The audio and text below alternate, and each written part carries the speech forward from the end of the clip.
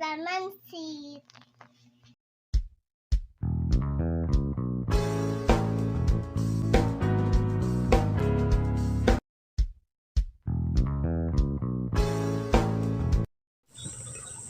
Maayong adlaw kamaritis.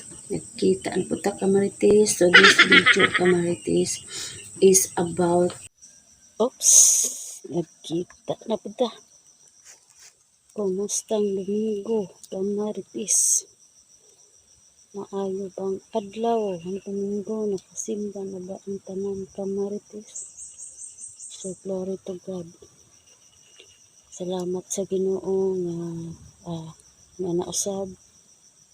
Nakakuha na po ko, nakawali na po ko sa pulong sa Ginoo.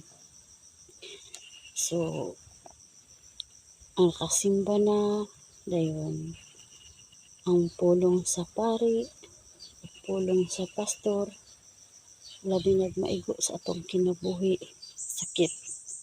Pero gidunggab ta sa kasing-kasing, pero bulahan, ang magpo-correct sa kinabuhi, kay kaayuhan ra imong maangkon. Kana kay gikorek ka sa Ginoo, meaning to say nga iyak ang pinangga, iyak ang gihigugma, amen ba? So amen kaayo.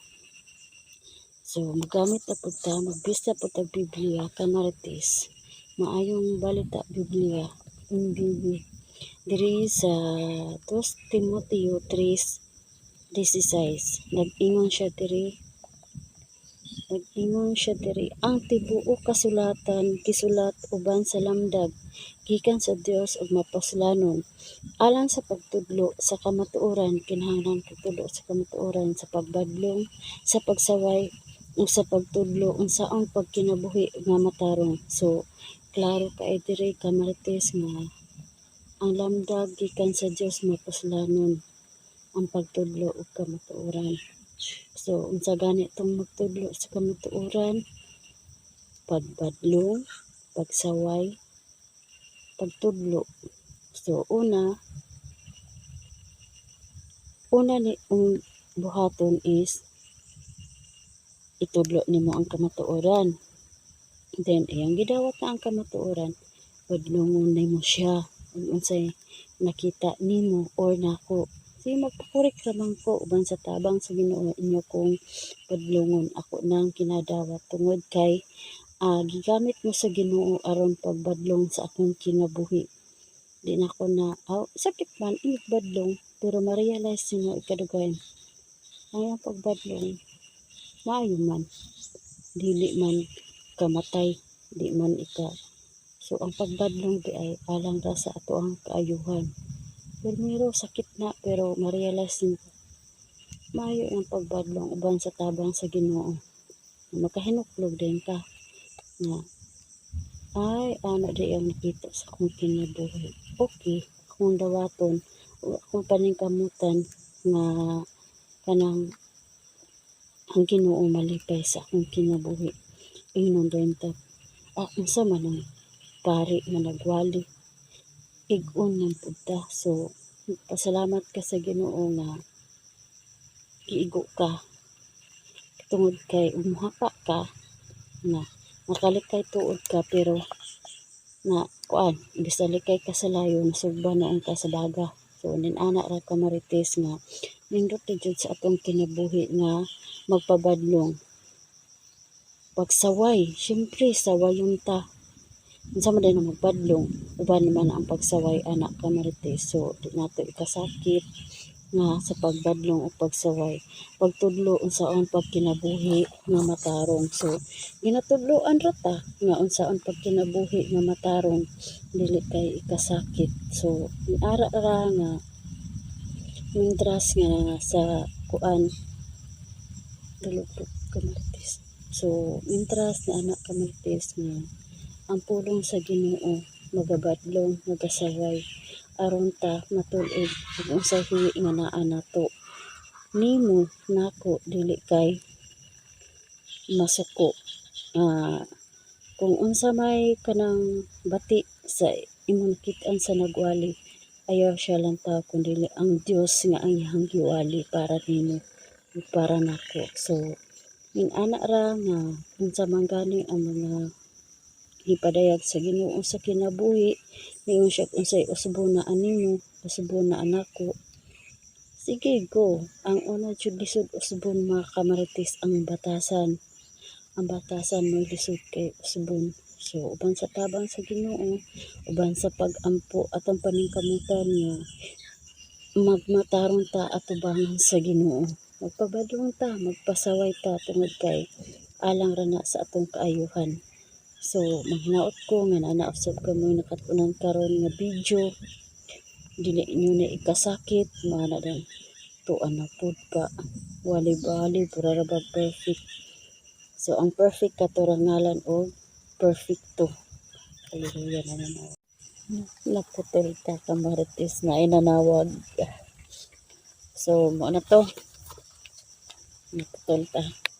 So, mara to, gina-challenge ako sa inyo nga magpabadlong jud ta sa pulong sa Ginoo. Tungod ang iyang pagbadlong gira sa alang ra sa atong kaayuhan. Dili gusto ang Ginoo nga mapahamak ang ato ang kinabuhi. Tungod kay balaan baya ang lawas nga gihatag sa Ginoo sa atoa. So atong ampingan, di ba? So dili siya gusto nga maadto ta sa giandam ni Satanas. Musubi sa Satanas nga siya kauban dito. Manang tunay niya panghakot diri sa kalibutan kung asay iyaha. So ginapasagdahan na lang mo makabantay nga gipanasagdahan na lang na kanang naa sa mga kalibutan tungod kay hindi naman alabtan ni Satanas kay iyaha naman na kauban naman na niya dito, no? So ang gipangay lang sa Ginoo nga atong hinumduman nga napakamatay siya sa krus alang sa atoa tungod kay higugmatan niya. So kay higugma man ta niya, magpasalamat ta kay atang higugma. So ang gugma nga iyang gihatag nato nga iyang gitagana alang nato, dili nato abusaran atong ampingan. Sama ra na sa gift nga gihatag nato nga ang gasa nga gihatag sa Ginoo mao ang kanang pagluwas ito sa krus sa Kalbaryo ang atong mga sala. Sama ra sa nakoy example nga sama ra sa Biblia, example mo ni ang kaluwasan. So ug imo ning ako ning ihatag sa imo kung imo ning dawaton kana gasa na gikan sa Ginoo kung imong gidawat si Kristo sa imong kinabuhi. So ang gift nga naa nimo nga imong gidawat si Jesus Christ, imo nang ampingan, imuha nang dili nimo na abusaran, di ba? Natay mga gift nga nadawat, dili nato abusaran atong ampingan sama sa pag-amping sa ato ang kaugalingon kanang ilabi na nga love kaayo pagkanang love kay nato ang naghatag ana. So sama pud nin ana si Jesus Christ sa atong kinabuhi nga ang kaluwasan nga ang regalo nga iyang gihatag alang kanato itong ampingan tungod kay nahigugma po ta sa atong buhi nga Dios. So nin ana ra nga nahigugma ta sa atong buhi nga Dios nga ang gasa nga iyang gihatag kanato mao ang kaluwasan atong ampingan. Ato ang matutuon nga ato pong iwali sa mga atawhan ang mga daang balita kung unsa ka maayo ang Dios sa ato ang kinabuhi.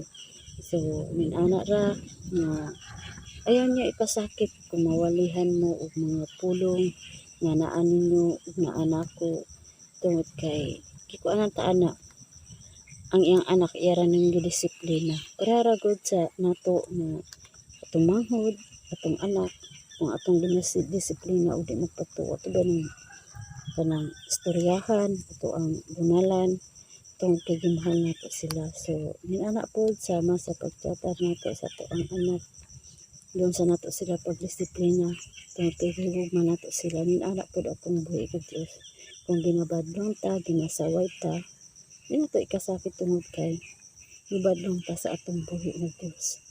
Dili siya gusto nga mapunta ka sa dalan nga dili maayo nga puntahan. So be thankful nga grateful kay ta nga gibadlong ta sa Ginoo, grateful kaayo ta nga ihatang gimahal, ihatang gihigugma, no? So ana ra ka Marites, hinaot ko na na sa kamoy nakatunan to this video nga inyong ikinabuhi sa inyong kasing-kasing kanang inyuhang sa adlaw-adlaw nga ang Ginoo sa kanunay ato ang ng kasampit. Prayer the best weapon. Ang pag-ampo mo ay kanang mo ay ato ang hinagiban sa kinabuhi. Dili maka-attract kasi Satanas ilabi na sige ka mag-prayer niya. So sa mga pagsulay sa kinabuhi, bisan sa mga tentasyon, sa mga ilibgon sa kalibutan, atong gina-pray sa Ginoo nga kanang mga ilibgon mo ay dili mawa kanang ilibgon mo ay dili man na gyud siya mawala na ra gyud na. So atong ginampo ang atong kaugalingon nga sa kanunay lig-unon tanya sa kanunay dili ta madala sa mga dili maayong buhat, sa mga tentasyon nga atong paminaw nakalapas na sa balaod sa Ginoo. So ato rang ginaampo ang atong kaugalingon nga magmalig-on ta sa kanunay bisan sa mga pagsulay ilabi na ron sa mga piki wala tay kwarta, dili na babag sa pagpangalagad sa atong buhi nga Dios. Sana ra, bye-bye. God bless. Please subscribe. Please follow my page. Salamat. Thanks for watching. Bye-bye.